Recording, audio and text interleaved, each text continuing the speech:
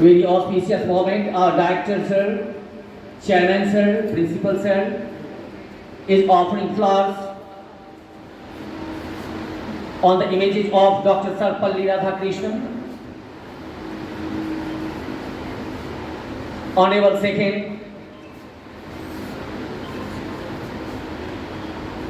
President of our India. Now ये बहुत ही बड़ा जॉब है।